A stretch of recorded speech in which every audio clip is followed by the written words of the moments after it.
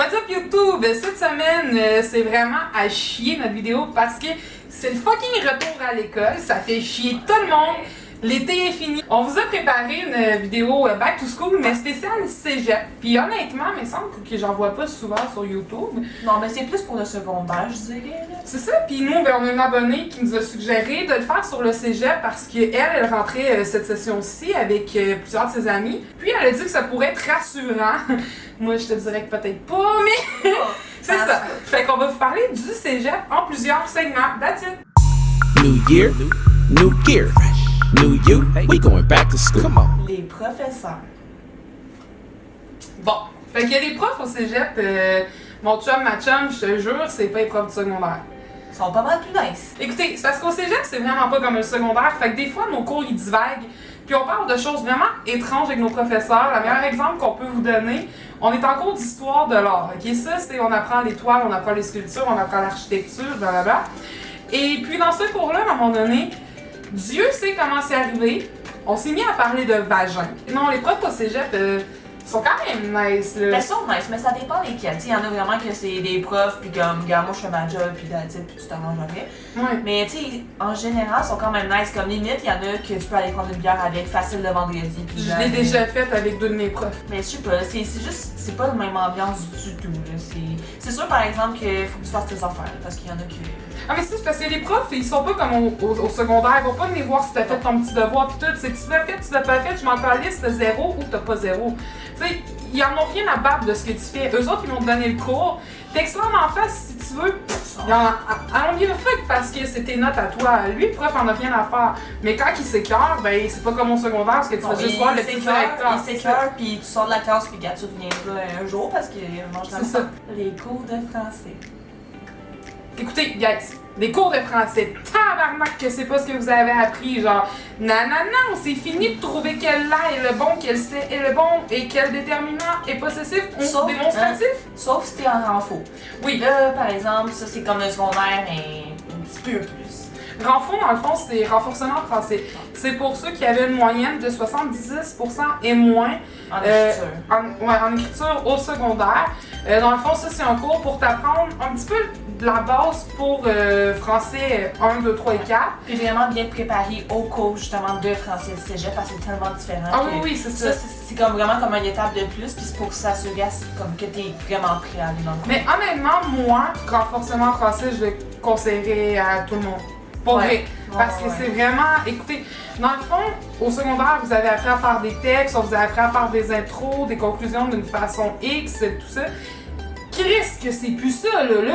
Les profs, là, ils vont te démonter le cerveau, puis ils vont te le remonter. Parce que là, les intros, c'est plus ce que tu as appris, les conclusions non plus, ça fournit plus. Il faut que tu fasses une autre méthode.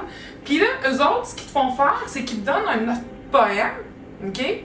Puis là, mais il faut que tu ailles le décortiquer en profondeur, mais en profondeur encore plus profond que ce que ton âme est capable d'approfondir, calvaire. C'est profond que c'est quasiment que tu analyses le cerveau de la personne qui l'a écrit. Ben c'est ça, puis en plus, ton autre prof de français, lui, dans sa petite tête ici, il y a sa définition claire du poème, parce que juste ton prof de français qui a raison, même si tous les profs du cégep n'ont pas la même définition pour le même poème, parce que sinon, tu coules. Sauf si t'as Amélie Pépin, pis t'es au cégep de Valleyfield, c'est la best prof ever, fallait juste que je la plug. Tout ça pour te dire que tu vas crissement faire une dépression sur ton premier cours de français. C'est clairement tes pris ça, on passe tout par là, mais je te promets une chose, c'est que tu survis.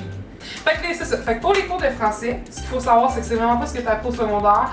Puis prépare-toi à te péter l'ombre. Code vestimentaire. Le code vestimentaire du cégep, écoute, je te le dis en une phrase.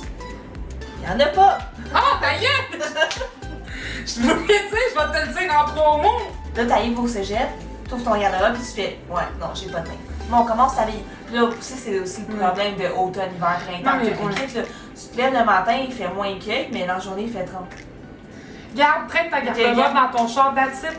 Tout ça pour dire que tu peux t'habiller n'importe comment. Des petits shorts comme ça au secondaire, tu peux pas. Là-bas, tu peux. Les camisoles, tu peux porter ça aussi. Mais même pas de bretelles, là, juste un top, gars. Ouais, top, pas de bretelles. Comme tu veux. Là, Parce que je connais pas tant le linge féminin. Mais en autant qu'il y a quelque chose qui cache là, puis... Mais ça, c'est qu'est-ce qui est le fun aussi, c'est qu'il y a plusieurs styles différents. Oh, comme oui, le nombre des gens différents qu'il y a, c'est tellement le fun à voir parce que tu peux t'habiller comme tu veux, puis tu te sens pas comme jugé, tu te sens pas, pas à l'aise parce que il y a quelqu'un qui soit quand même qui est pareil comme toi ou comme quelqu'un totalement différent, il n'y a pas de. Ouais. Écoutez, tu mets vraiment ce que tu veux. L'horaire / congé. Bon, l'horaire. Comment je te décrirais l'horaire? L'horaire est comme ça. Oui, écoute, c'est comme, tu comprends pas. Écoutez, je vais vous expliquer juste cette session-ci, comment que nous, on rentre au cégep. Ils ont décidé de commencer ça un mercredi. Puis au cégep, comment ça marche? Ça marche par des numéros de semaine. Comme la semaine 1, c'est le cours 1, puis en français, c'est cours 1 et 2, peu importe. Ouais, puis c'est pas comme des cycles, c'est vraiment le lundi. À tous les lundis, non, tu as cette journée-là. Bon, maintenant, mais je veux dire, exemple, à tous les lundis, tu vas avoir le même horaire. Tous les mardis, ça va être ça, ta journée. Tous les mercredis, ça va être ça, ta journée. Mais là, ce qui arrive, c'est que mercredi, cette semaine, on commence semaine 1. Mais lundi, on va être encore dans semaine 1. Ouais. Mais mercredi, jeudi, vendredi, on va être dans semaine 2. Mais là-dedans, on a des congés, ce qui donne que troisième semaine du cégep, on va être dans semaine 1, dans semaine 2 puis dans semaine 3. Ouais. Ça, c'est compliqué. Dis ce que t'as à dire, je vais pas nier. Ok, mais mettons, là, t'as une journée du mercredi, puis là, ben, vu que t'as eu le lundi de congé, ben, ta journée du mercredi, c'est plutôt l'horaire du mercredi, ça devient l'horaire du lundi d'avant. Mais c'est ça que je dis, ça commence n'importe quoi. La semaine 2, semaine 3, semaine 4, ouais, alléluia, semaine 12 en même temps. T'ajoutes aussi les congés de tempête de neige, que là, oui, ça fait qu'une journée. Quand ça fait qu'une journée, mais il faut prendre cette journée-là, mais tu la prends genre au mois de mai. T'apprends dans l'autre session d'après cette l'autre qu'on lisse. Non, mais pour vrai, je vais me recalmer un petit peu, mais non, c'est ça, les horaires sont compliqués, puis là-dedans, t'as pas compté tes études puis tout ça, mais c'est parce que c'est juste ça qui est difficile, pour vrai. C'est ça qui est dur dans l'horaire, c'est que là, tu regardes ton horaire comme, ah, c'est relax, c'est cégep pis tout. Non, c'est parce que quand t'as pas de cours, dans le fond, tu te lèves quand même à 8h du matin parce que tu dois étudier puis tu dois faire toutes tes shit parce qu'il y a tellement d'affaires. Il y a pas juste ça non plus, là. Il y a tout ce qui est parascolaire qui va avec ça.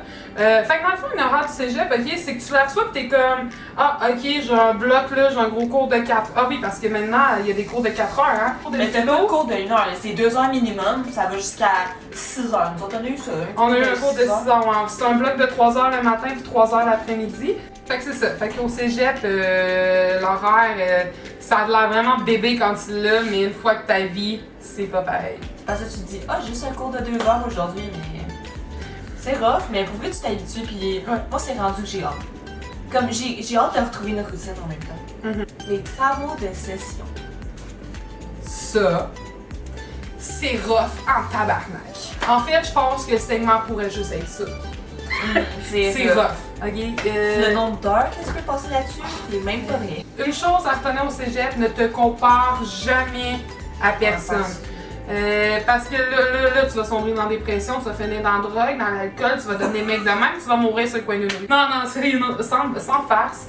Je niaise beaucoup depuis tantôt, mais les travaux de fin de session, c'est vraiment très rough. Surtout le premier que tu as à faire. Parce que ça, c'est plus un texte de 150 mots à écrire, là. C'est des textes de... Ah, il y a pas de mots, c'est genre des textes de comme 4-5 pages. Ah, ben écoute, ça se compte nos travaux... Non, mais ça se compte pas en nombre de mots, les profs ils disent c'est en nombre de pages. Puis la mini-session, t'es comme, ah, ok, c'est rough, mais là, la fin de session, c'est comme 3 fois la mini-session. Fait que c'est sûr que t'as pas dit. Une autre chose, je pense que tu vas être d'accord avec moi, puis moi aussi je parle plus que toi dans cette vidéo-là, ça n'a pas de sens, mais les examens, c'est pas... tu peux pas l'avoir avec de la chance puis juste en étudiant sur le tas, là. Ben, à moins que tu sois le top des tops pis t'ailles 100% partout, là. Ouais. Sinon, oublie ça. Non, c'est ça, il faut vraiment que t'étudies. Le meilleur truc aussi pour les faire, là, c'est pas de le faire tout d'un coup. Comme divise ça en peut-être 2-3 parties, parce que si tu le fais tout d'un coup, tu te perds dans tes idées, puis ça se répète, pis c'est peut-être pas le best, là. Fait que la vérité sur le cégep. Pour vrai, tu sais, je niaisais beaucoup, j'ai pété une coche, mais tu sais, c'était surtout pour faire un petit show, là, parce que comme je commençais à me connaître, là, j'aime ça, puis niaiser un peu. Le meilleur conseil que je peux te donner pour vrai, c'est au cégep, la semaine 1, c'est la semaine la plus smooth, ok? Tu vas rencontrer chacun de tes enseignants qui vont te donner un plan de cours. Puis dans ton plan de cours, ça va être écrit vraiment à chaque cours ce que tu es censé faire, ce que tu es censé apprendre. Tout est dedans. Et puis tu sais, mettons, quand est-ce qu'ils vont arriver tes examens, quelle semaine exactement, quelle semaine à quelle semaine tu as tes travaux à remettre. Fait que, tu sais, honnêtement, prépare-toi d'avance. C'est ça, niaise pas. Tu sais, mettons qu'à semaine 4, t'as ton premier examen sur telle notion que t'as appris. Chris, niaise pas, là. À la fin de tes cours, là, relis tes notes. Puis si t'es capable le lendemain, relis toutes les notes que t'as, puis tu relises toutes tes notes de cours. Parce que moi, c'est le truc que je me suis développé. À force de lire et de relire et de relire les mêmes notes, ça rentre plus dans le brain. Fait que moi, c'est le truc que je donnerais. Ouais, ça ou les réécrits. Puis pour vrai, le cégep, c'est pas si difficile que ça. C'est juste un mode de vie à apprendre. Ouais, puis il faut que tu sois capable de gérer, parce que si t'es pas capable de gérer toi-même, bien, oublie ça, là, parce que ça marche pas. C'est ça. Si au cégep, t'as pas personne en arrière de toi, tu veux pas aller à ton cours le matin, le prof s'en fout, il va pas appeler chez toi. En réalité, le cégep, c'est qu'il faut que tu saches qui ce que t'es, il faut que tu apprennes à te connaître toi-même, il faut que tu apprennes à te gérer toi-même, il faut que tu sois à ton affaire et puis il faut que tu écoutes. Puis pour vrai, il y avait un segment que je voulais mettre, finalement, le premier, c'est l'intimidation. Il y en a plus vraiment au cégep, ok? À moins que tu sois vraiment malchanceux, genre moi. Mais peu importe. Au cégep, tu ne feras pas te faire niaiser parce que tu es assis à une table en train d'étudier. Tout le monde le fait. Genre, mais c'est une belle expérience de vie. Là. Personnellement, j'aime vraiment ça. Quand même si c'est dur, puis tout, j'ai hâte d'y aller. Comme je sais pas, c'est juste. Mais c'est parce que c'est gratifiant le cégep, parce que chaque projet que tu fais, c'est toi qui as décidé quand est-ce que tu le commences, et puis c'est toi qui décides quand est-ce qu'il est terminé, puis ensuite c'est ton résultat de ce que toi, t'as voulu faire. Rendu là, c'est ton travail. Comme nous, exemple, en cinéma, à chaque session, on a un film à faire, mais au bout de la ligne, quand tu vois ton propre film, puis tu fais le visionnement avec toutes les autres, puis que tu peux inviter des gens hors du cégep, peu importe, c'est gratifiant en tabarnak là, quand tu vois ton travail. Puis je sais que je choque beaucoup, ok, je me l'ai fait te reprocher en commentaire puis sur Instagram, mais c'est moi-même. Fait que Alice, genre, t'es fière. T'es fière, c'est tout. Moi, je pense que le cégep, le meilleur mot que tu peux mettre sur ça, c'est une fierté gratifiante envers toi-même. Bon, c'est une phrase, mais. Moi, c'est une expérience de vie. Ouais. Je vous jure, une chose, vous avez vu ça dans les films américains, puis c'est vrai, là, le cégep, là, c'est le temps que tu apprennes à te connaître, c'est le temps que tu fasses tes trips en même temps de faire toutes tes affaires, parce que ça dure 2 ans, ok? En général, il y en a qui sont là plus longtemps, mais ça dure 2 ans, puis c'est 2 ans de ta vie que je peux vous jurer, en tout cas que moi, dans 50 ans, je vais m'en souvenir encore de mes années du cégep. Fait que, genre, trip au fond, trip au bout, fais tes travaux, genre, apprends qui ce que t'es, puis tu vas triper. Moi, j'ai 24 ans, ok, puis c'est cette année, genre, que j'ai appris qui ce que j'étais, parce que là, j'avais pas le choix de faire face à moi-même à tous les jours.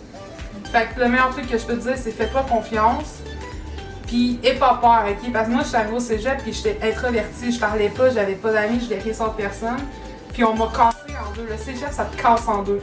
Surtout si t'es en théâtre, ok, t'es brisé en deux, puis j'ai réappris à vivre et à réapprendre sur moi, si je peux dire.